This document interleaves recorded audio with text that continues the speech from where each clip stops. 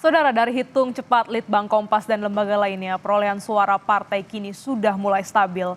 Ada 8 partai yang diprediksi mendapat kursi di DPR Senayan, sementara ada 1 partai yang terancam keluar dari parlemen karena kini masih berada di bawah ambang batas parlemen, yakni 4%.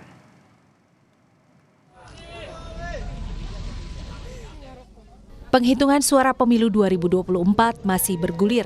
Tapi hitung cepat sejumlah lembaga, termasuk Litbang Kompas, sudah memproyeksi siapa yang unggul di pemilihan presiden, serta partai mana saja yang lolos ke Senayan, dan partai yang mungkin lolos dengan ambang batas 4%.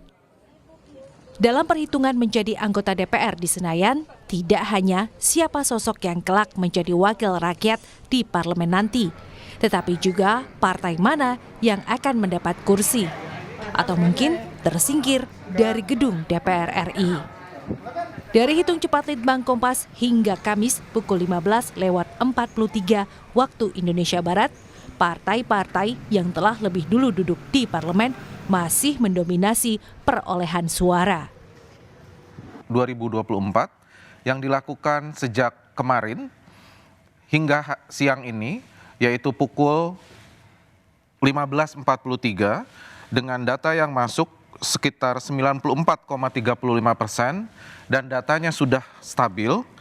Oleh karena itu, dalam kesempatan ini saya ingin mengumumkan ada 8 partai politik yang mendapatkan suara lebih dari 4% di TPS sampel quick count hitung cepat Litbang Kompas.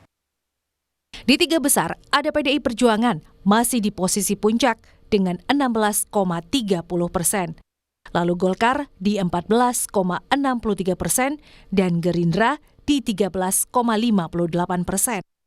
Lalu di peringkat menengah ke bawah adalah Partai Kebangkitan Bangsa atau PKB di 10,91%.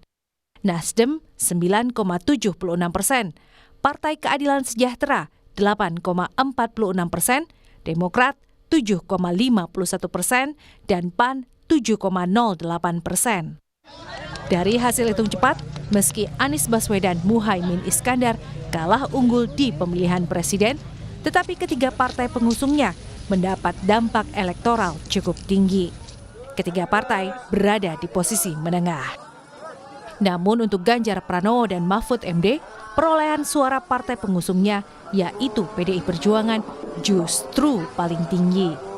Partai Persatuan Pembangunan atau P3 justru terancam tak dapat kursi di DPR karena perolehan suaranya masih di bawah 4%, yakni 3,91%.